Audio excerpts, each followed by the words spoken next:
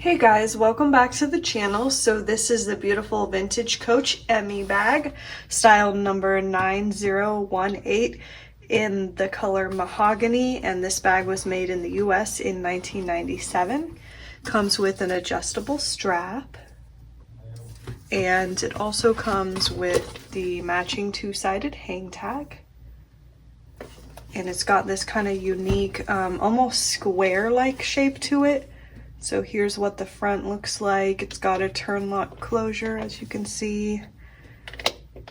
And then here's the sides.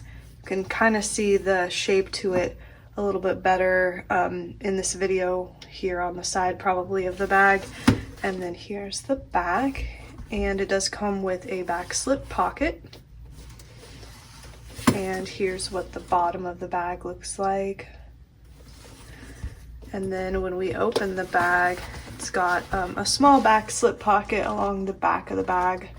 And of course it's got the Coach Creed.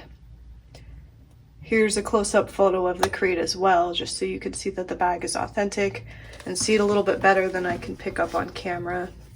So that's the cute little Emmie bag. I think this style is a little bit more on the rare side. I haven't seen many of them.